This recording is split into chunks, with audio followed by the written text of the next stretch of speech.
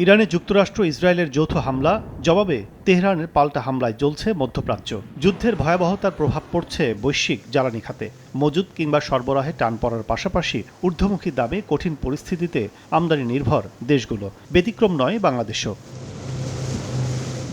বিবিসির তথ্য অনুযায়ী ২১ মার্চ পর্যন্ত সরবরাহযোগ্য diesel, octane, petrol, furnace oil ও জেট ফুয়েল সহ ৫ ক্যাটাগরি জ্বালানি মজুত ছিল ২,৫৯,৬৫৯ মেট্রিক টন। এর মধ্যে ডিজেল, অকটেন, পেট্রোলের মজুত ১,৭৮,৫৮৪ মেট্রিক টন। চাহিদা অনুযায়ী মজুত তেল দিয়ে চলবে ৮ থেকে ১২ দিন।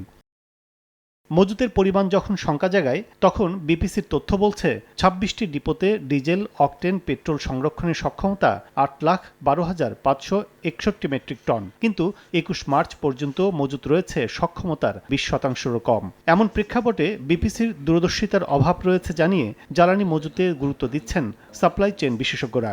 আমাদের স্টোরেজ ক্যাপাসিটি বাড়াইতে হবে, আমাদের ডিস্ট্রিবিউশন চ্যানেলগুলোকে আরও স্ট্রেংথেন করতে হবে। এটা যদি আমরা না করি, আমরা বড় রকমের একটা হুমকির মুখে থাকব। আমাদের কৃষি বলেন, আমাদের ইন্ডাস্ট্রি বলেন, আমাদের ট্রান্সপোর্টেশন চ্যানেল বলেন। যদিও মজুদ পরিস্থিতি নিয়ে শঙ্কা নেই জানিয়ে বিবিসি বলছে, জ্বালানি নিরাপত্তায় সংরক্ষণ ৫৫ দিন থেকে বাড়িয়ে ৯০ দিন করার পরিকল্পনা নেওয়া হয়েছে। জানুয়ারি মাসে, ফেব্রুয়ারি মাসে ওনারা যেভাবে ফুয়েল নিয়েছেন ওই পরিমাণ যেন নেন, তাহলে আর কোনো সমস্যা নেই। এনার্জি সিকিউরিটিটা ইম্পর্টেন্ট, সেই ক্ষেত্রে আমাদের স্টোরেজ ডেজ বাড়ানোর পরিকল্পনা আছে। এখন আমাদের ক্যাপাসিটি আছে 55 ডেজ, আর আমরা এটা 90 ডেজে নিয়ে যাওয়ার ইচ্ছা। ঈদের পর একযোগে চাহিদা বাড়ায় সাশ্রয়ী হওয়ার আহ্বান জানিয়েছেন অর্থমন্ত্রী। যেহেতু যুদ্ধ কোনো সরকারের হাতে নেই, যুদ্ধ হচ্ছে অন্য জায়গায়, আমরা এটার ভুক্তভোগী।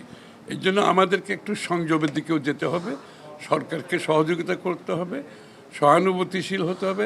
সবাই মিলে আমরা সংকট থেকে উত্তরণ করতে পারবো। জ্বালানি সংকট নিরসনে বিক্রির পরিমাণ গত বছরের একই সময়ের তুলনায় কিছুটা কম বেশি করার পাশাপাশি আমদানি বাড়াতে কাজ করছে সরকার। কাজল আব্দুল্লাহ, সময় সংবাদ, ঢাকা।